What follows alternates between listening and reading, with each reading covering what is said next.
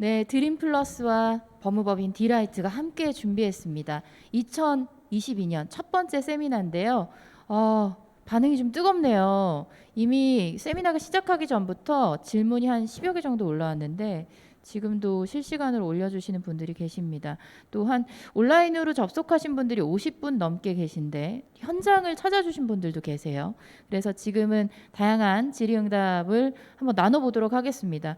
저는 개인적으로 이제 그 세미나를 듣다 보니까 특히 이렇게 변호사님들 세미나보다 저희 이준규 공인노무사님의 이 세미나가 너무 가슴에 많이 와닿았어요. 특히나 막 그 정서 소통을 해야 된다. 지금 아마 접속해서 보고 계신 분들 중에 스타트업 대표님들 많으실 텐데, 네, 마음에 많이 와닿았을 것 같습니다. 감사합니다. 예, 다른 것보다도 짤로 이렇게 슬라이드를 구성해 주시니까 너무 좋아서 저도 한 번 더 불러주시면 다음에는 짤로 한번 강의를 한번 해보겠습니다.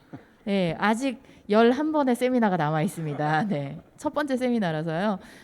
보니까 마음 읽기, 쓰기 이런 걸 되게 잘해야 된다. 저는 너무 와닿았는데 제 마지막 시간에 또 조 변호사님께서 아주 디테일한 여러 가지 스톡옵션 제도, 뭐 우리 사주까지 다양하게 얘기를 해주셨는데 자, 여기 지금 질문이 올라온 걸 한번 볼게요. 익명으로 올려주셨습니다. 임금 구성 항목 및 계산 방법의 경우 취업 규칙 및 근로 연봉 계약에 해당 내용이 있다면 급여 명세서에는 내용이 없어도 무관하다고 하는데 맞나? 이거 이나영 변호사님께 여쭤봐도 될까요? 네, 네, 관련해서 이제 최근 제가 세미나에서 말씀드렸던 것처럼 관계 법령이 개정이 되었는데요. 그래서 이 부분에 대해서 고용노동부가 이제 공식적으로 입장을 밝힌 바가 있어요. 결론적으로 취업 규칙에 관련 내용이 있다고 하더라도 이 제도 자체가 이제 해당 근로자분들이 본인들이 어떠한 내용으로 급여를 받는지 알게 하기 위한 점에 이번 취지가 있기 때문에 결론적으로 급여 명세서에도 모두 적어야 된다라는 게 결론이고요. 다만 이제 저희가 가족 수당과 같이 특정한 내용들이 취업 규칙에 명시되어 있는 경우가 있어요. 이러한 특정한 임금에 한해서는 취업 규칙에 명시가 되어 있다면 별도로 기재하지 않아도 무방하나 기본적으로는 모두 취업 규칙이나 근로계약서에 되어 있다고 하더라도 급여 명세서에 모두 기재하여 주시는 것이 바람직합니다. 답변 감사합니다. 그 제가 이 세미나를 페이스북에 좀 올려놨는데 그 법무법인 디라이트 변호사님들의 댓글이 아주 뜨거워요. 뭐라고 올라왔나요? 네. 제 연봉은 어떻게 되는 겁니까? 네. 최모 변호사님께서 올려주셨는데 최근까지 아마 법무법인 디라이트에서도 연봉 협상을 진행하지 않으셨습니까? 예, 이제 하기도 하고 있고 우리 최모 변호사님 같은 경우에는 계속 제가 못 하고 있어가지고 예, 다음 주에 하겠습니다.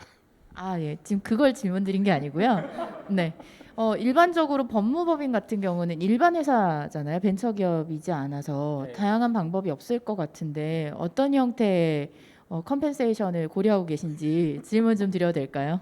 사실은 그게 제일 저희의 어려움이에요. 그러니까 이제 주식회사 같은 경우에는 그런 지금 제가 이제 발표 때 말씀드린 여러 가지의 이제 금전적인 그런 인센티브 제도가 있는데 이 법무법인 같은 경우에는 따로 주식이 없기 때문에 그런 이제 회사의 성장과 같이 뭔가 맞물려서 갈 수 있는 그런 인센티브 제도를 만들기가 사실은 되게 어렵습니다. 그래서 현실적으로 많은 고민 중이다. 라고밖에 말씀드릴 수가 없네요. 그러면 이제 그 이준규 공인노무사님께서 말씀해주신 것처럼 마음 읽기, 쓰기, 듣기 이런 거를 이제 실천을 하셔야 되는 입장이시네요. 예, 맞습니다. 우리가 진짜 아까도 강의 때도 말씀드렸지만 우리 어린아이들이 학교를 처음 가면 뭐 듣기, 말하기, 읽기, 쓰기 이 네 가지 배우는데 학교 다닐 때 그냥 우리가 국어라고 생각했고 국어만큼 뭐 누구나 다 잘할 것 같지만 국어만큼 잘하기 어려운 과목이 없습니다. 정말 그 앞에 마음이라는 두 글자를 넣어서 마음 읽기 또 마음 쓰기 이거 잘 하신다 그러면 서로 잘 지내지 않을까 이렇게 생각합니다. 열심히 노력하겠습니다. 여기 현장에도 혹시 질문을 하실 분이 계실까요? 손을 드시면 저희가 마이크를 바로 드리겠습니다. 질문자가 있습니다. 네. 불안하다. 네, 마이크를 좀 넘겨주세요. 이나영 변호사님 강의 너무 잘 들었는데, 네. 근데 거기에 취업 규칙이나 이런 데 만약에 있다면은 연봉 협상이나 이런 거를 작성을 했을 때 그게 좀 더 유리한 쪽으로 된다라고 그런 판례를 설명해 주셨잖아요. 예. 예. 네, 근데 맞습니다. 예, 질문은 제가 이준규 노무사님께 다시 드리면 이런 판례를 보고 나서 그런데 연봉 협상을 만약에 마음으로 이렇게 다 했어요. 그렇게 하고 나면은 정말 실질적으로 서류가 남아야 이게 증거가 되잖아요. 뭔가 협상을 할 수 있고 그러면 서류는 어디까지 내용을 작성해야 하는 건지 그게 궁금합니다. 보통 이제 입사를 하게 되면 최초에 우리 근로계약서라고 작성하게 되죠. 근로계약서. 그러면 거기에는 이제 근로계약 기간, 또 근무일, 또 휴일, 휴가 이런 여러 가지 근로 조건에서 쓰는데 그 중에 하나도 이제 임금입니다.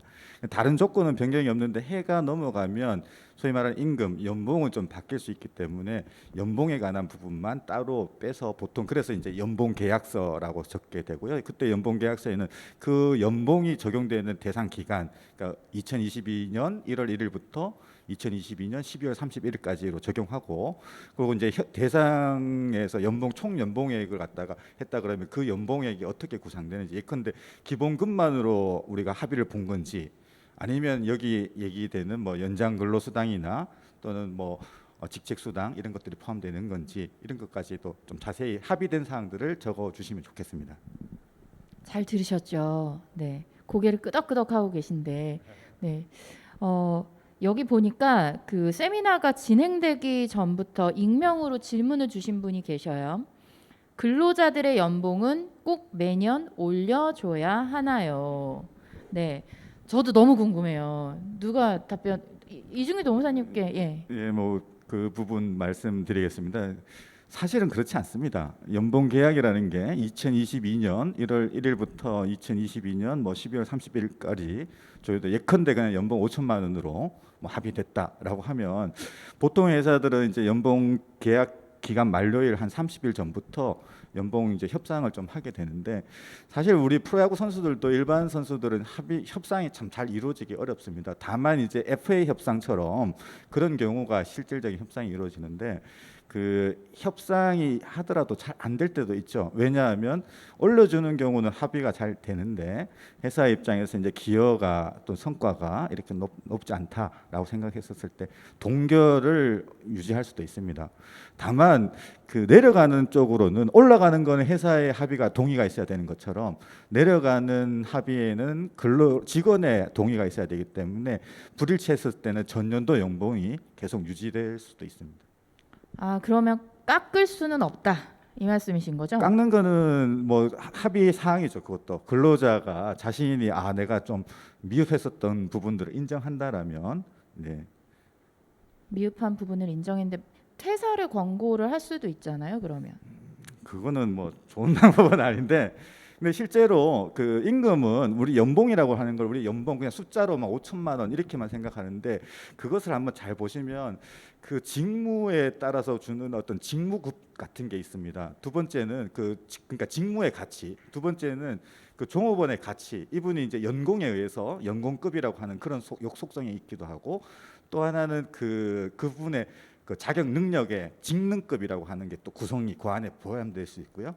그 다음에 이제 결과 가치, 그 성과급이라는 요소는 그 결과 가치에 해당되기 때문에 어떻게 보면 그 직무급이나 그러니까 직무 자체가 주는 건 변동이 없고 연공은 오히려 사실 올라가기 때문에 연공 자체는 조금이라도 올라가야 되는 부분, 자격 능력은 본인이 뭐 자격증을 더 추가로 취득했거나 없다 그러면 그냥 동결인데 결국 이분이 이제 우리가 연봉을 못 올려주겠다 또는 깎겠다라고 하는 거는 그 결과 가치, 그 성과 그 부분 영향이 5천만 원을 내부적으로 구성할 때는 그런 부분이 있는데 그 만약에 그걸 표현했다라면 그 부분을 내년도에는 적용 안 할 수가 있겠죠. 그러면 이제 사실은 내려가는 쪽으로도 갈 수 있는 거죠. 이미 듣기만 해도 마음이 쓰린데 이제 저희가 세미나 하는 도중에 얘기한 게 있었어요. 헤어지는 게 힘들다. 네. 말씀하셨잖아요. 네네. 어떤 측면에서 헤어지는 게 힘든 건가요? 우리 세상에 이제 그 만남이 있으면 저는 이제 그 우리 지금 대부분 스타트업 대표님들이시니까 대표님들께 이제 마음에 새기는 얘기들을 좀 드리고 싶은 거예요. 그 만해 한용운 선생님이 님의 침묵을 갖다가 실으면서 우리 만날 때 헤어질 거를 생각하고 헤어질 때 다시 만날 거를 생각해라 이렇게 얘기했었습니다. 회자 정리 거자 필반이라고 하는데요. 그래서 사실 이제 연봉 협상 최초에 뽑히는 사람하고는 우리가 좋은 게 좋은 거라고 해가지고 마치 안정해도 우리 너무 이신 점심일 줄 아는데 사실은 동상이몽일 가능성이 높습니다. 그래서 그때 만날 때는 마치 헤어진 사람처럼 따져가고요. 그 다음에 이제 헤어질 때도 옵니다. 기간이 지나면 만나면 곧 이별의 시작이기 때문에 이별할 때는 마치 다시 만날 사람을 대하듯이 이제 대해 주시면 되는데 우리는 좀 반대로 돼서 만날 때는 평생 갈 것처럼 대하고 헤어질 때는 다시 안 만날 것처럼 하기 때문에 그 점을 반대로 하시면 서로 좋은 결과가 있지 않을까 싶습니다. 너무나 현학적이어가지고 네. 인생 강의 같은데요. 예, 인생 강의 같아요. 너무 끄덕끄덕하고 듣고 계신데 최근에 유아인 스타일로 머리를 하신 우리 조원희 대표 변호사님께 적정한 질문이 지금 실시간으로 올라왔어요. 익명입니다, 여전히. 1번 적절한 스톡옵션 행사가는 어느 선일까요?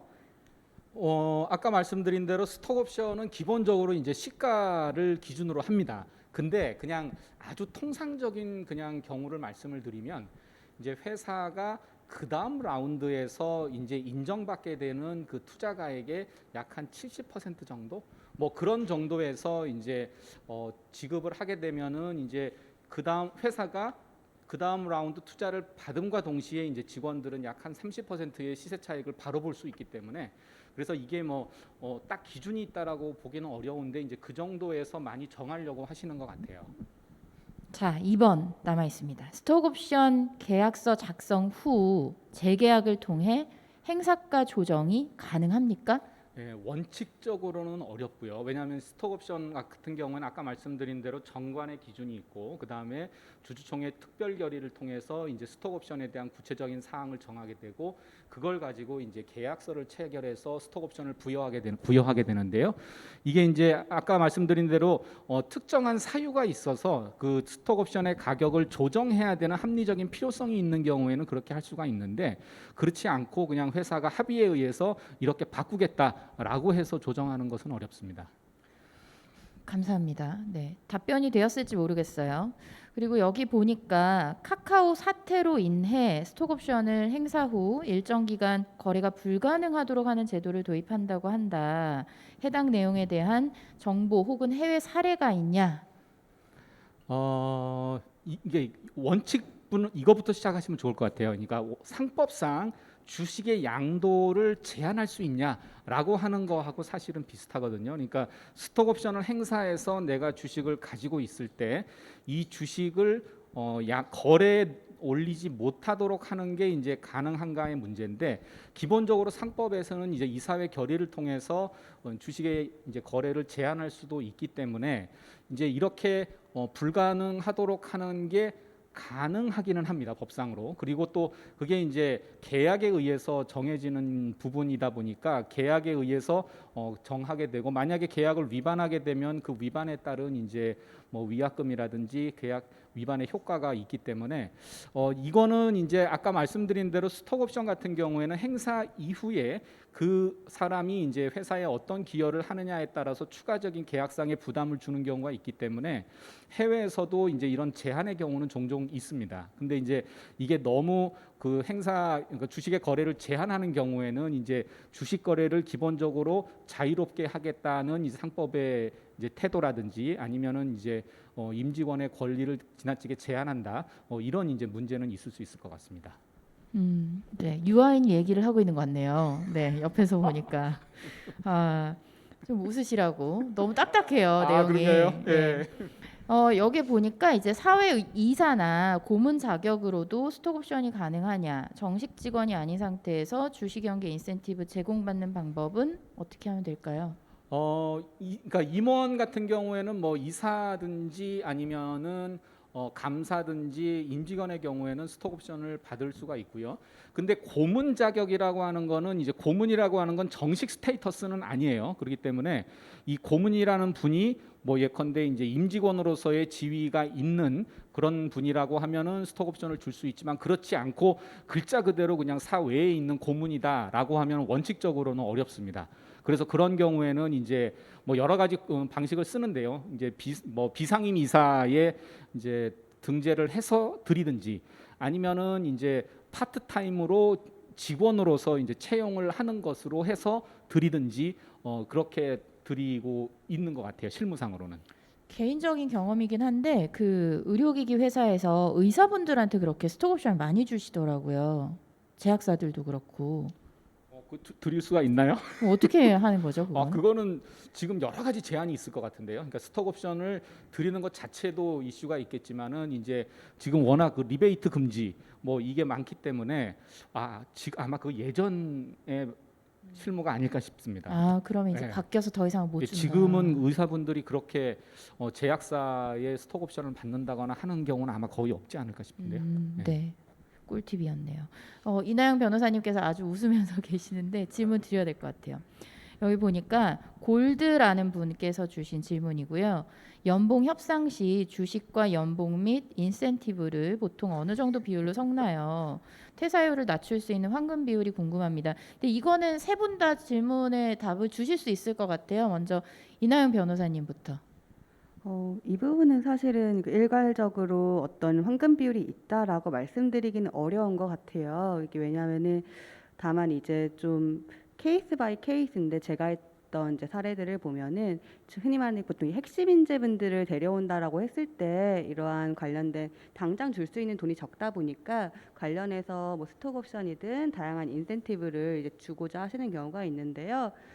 이건 비율을 섞는다라기보다는 이제 해당 이제 근로자분과 어떻게 협상을 좀 하느냐, 그리고 좀 이때 좀 고려하셔야 될 게 결국엔 장기적으로는 그 스톡 옵션 이제 행사하시게 되면은 그 근로자분께서 회사의 지분을 가져가게 되는 건데 이때 지분 구조가 좀 어떻게 변경될 수 있을지, 그러니까 장기적으로 뭐 투자를 받고자 했을 때 스톡 옵션 행사 후에 내 지분이 얼마나 희석될 수 있을지를 좀 고려하셔서 하게 되는데 이건 정말 좀 회사마다 좀 너무나 다르고 퇴사율을 낮출 수 있는 황금 비율보다는 내가 이거 스톡 옵션 행사를 하는 게 더 이득인 회사인가, 아니면은 나는 좀 여기 회사가 좀 불안정해서 차라리 연봉을 처음부터 높게 받아야지 나에게 유리한가, 이런 부분들을 근로자분들이 좀 많이 생각을 하게 되시고 회사 입장에서도 그런 부분들을 고려하면서 협상을 하시는 것 같아요. 우리 회사가 얼마나 미래 성장성이 있는지, 당장 돈은 적게 주지만 우리 회사가 스톡 옵션을 부여하고 그게 장기적으로 근로자에게 얼마나 이득이 될지 설명하시면서